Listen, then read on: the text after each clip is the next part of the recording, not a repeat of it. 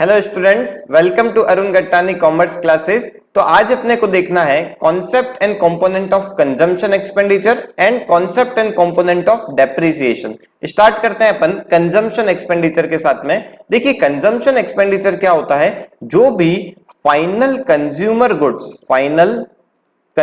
Goods जो अपन ने देखा था अपने लास्ट लेक्चर्स के अंदर, फाइनल कंज्यूमर गुड्स के ऊपर जो भी एक्सपेंडिचर हो रहा है उसे अपन क्या बोलते हैं, कंजम्पशन एक्सपेंडिचर बोलते हैं। तो कंजम्पशन एक्सपेंडिचर तीन जने करते हैं। पहला करता है हाउस होल्ड। क्यों करता है वो? अपनी जो भी उसकी डिमांड है, जो भी उसकी डिजायर्स है या वांट्स है, उनको सेटिस्फाई करने के लिए। जैसा एग्जांपल ले सकते हैं, अपन ब्रेड कंज्यूम कर रहे हैं, अपन क्लोथ्स लेते हैं, क्लोथ्स परचेज करते हैं, तो वो क्या कर रहे हैं, अपन अपनी जो वांट्स हैं उनको सेटिस्फाई करने के लिए वो एक्सपेंडिचर करते हैं। तो जो हाउस होल्ड एक्सपेंडिचर करता है कंज्यूमर गुड्स के ऊपर, उसे अपन कंजम्पशन एक्सपेंडिचर का पार्ट बोलेंगे। सेकंड आता है गवर्नमेंट। गवर्नमेंट कैसे कंजम्पशन एक्सपेंडिचर करती है? गवर्नमेंट बेसिकली दो टाइप से कंजम्पशन एक्सपेंडिचर करती है।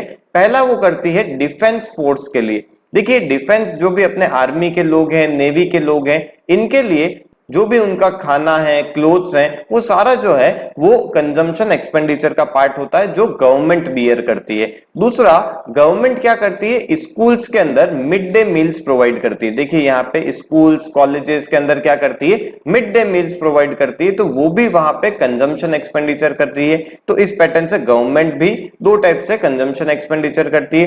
देन नेक्स्ट आता है कंजम्पशन एक्सपेंडिचर बाय एनजीओज। देखिए एनजीओज का मतलब हो गया ऐसे ऑर्गेनाइजेशन जो सोशल वेलफेयर करना चाहते हैं, जो अपने प्रॉफिट के लिए काम नहीं करते हैं, वो दूसरों के लिए काम करते हैं। तो वो क्या करते हैं, वो चैरिटी का काम करते हैं। बहुत सारे ऐसे जो गरीब लोग हैं उनको खाना प्रोवाइड करना, उनके लिए क्लोथ्स प्रोवाइड करना।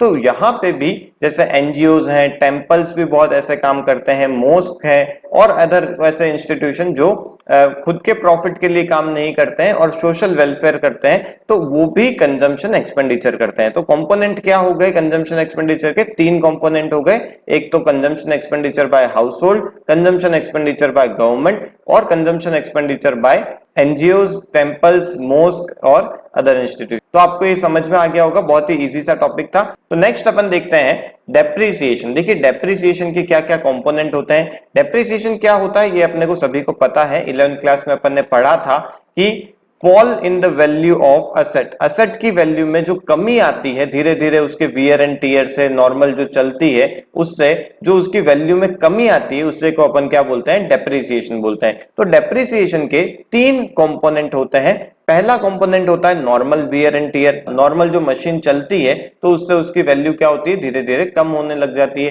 देन सेकंड आता है एक्सीडेंटल डैमेजेस। एक्सीडेंटल डैमेजेस का मतलब क्या हो गया, जैसे कि फैक्ट्री के अंदर मशीन पड़ी है, कोई उससे कुछ ठोकर लग गई, कुछ भी ऐसा एक्सीडेंटल कुछ भी ऐसा हो गया, तो उससे उसकी वैल्यू में जो कमी आती है वो भी डेप्रिसिएशन का पार्ट हो जाएगा। एंड थर्ड आता है एक्सपेक्टेड ऑब्सोल्यूशंस। ये बहुत ही इंपॉर्टेंट है। एक्सपेक्टेड का मतलब है कि अपने को पहले से पता है, एक्सपेक्ट किया हुआ है अपन ने। ऑब्सोल्यूशंस का मतलब होता है पुराना होना। तो अपने को पहले से पता होता है कि कोई भी जो मशीन है, कोई भी नई टेक्नोलॉजी होती है, वो धीरे धीरे क्या होती जाती है, पुरानी होती जाती है। तो एक्सपेक्टेड ऑब्सोल्यूशंस किसे बोलते हैं, एक बार अपन और थोड़ा डिटेल में देखते हैं। देखिए एक्सपेक्टेड ऑब्सोल्यूशंस दो टाइप के हो सकते हैं।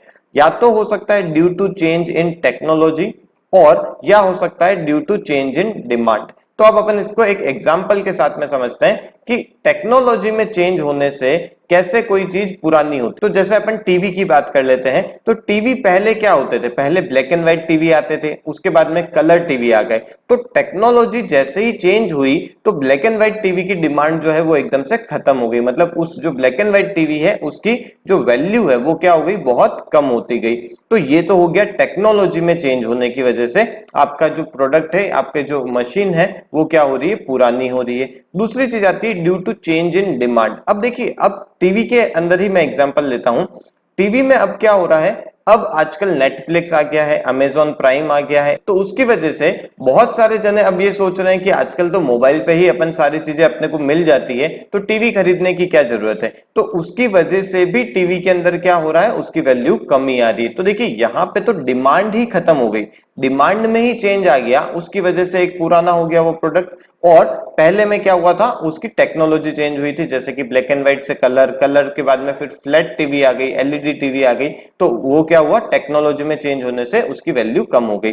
तो एक्सपेक्टेड ऑब्सोलेसेंस क्या होएगा, वो डेप्रिसिएशन का पार्ट माना जाएगा। ओके, चलिए देखिए एक और चीज यहाँ पे, डेप्रिसिएशन को अपन कंजम्पशन ऑफ फिक्स्ड कैपिटल भी बोलते हैं। आपको ये चीज ध्यान रखनी है क्योंकि आगे वाले चैप्टर्स के अंदर ये बहुत बार यूज होएगा word, consumption of fixed capital को अपन डेप्रिसिएशन बोलते हैं। ओके, अब एक और चीज इंपॉर्टेंट है, अनएक्सपेक्टेड ऑब्सोलेसेंस। देखिए अभी अपन ने क्या देखा कि कंपोनेंट के अंदर एक्सपेक्टेड ऑब्सोलेसेंस होता है, बट अनएक्सपेक्टेड ऑब्सोलेसेंस जो होता है उससे भी एसेट की वैल्यू कम होती है, बट वो डेप्रिसिएशन नहीं बोला जाता है, वो डेप्रिसिएशन का पार्ट नहीं होता है।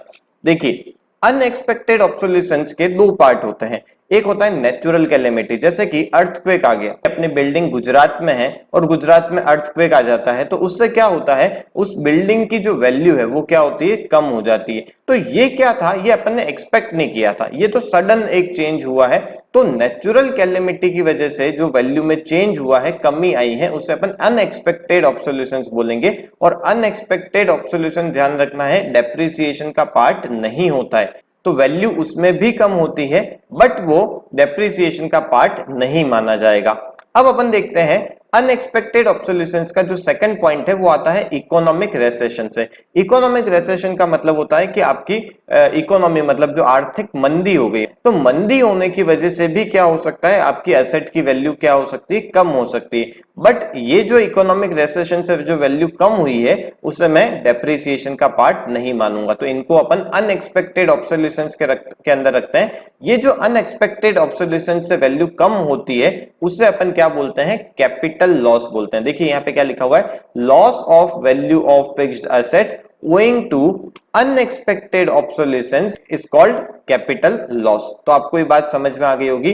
डेप्रिसिएशन के तीन कंपोनेंट थे, normal wear and tear, accidental damage and expected obsolescence. Expected obsolescence दो टाइप से हो सकते हैं, चेंज इन टेक्नोलॉजी और चेंज इन डिमांड।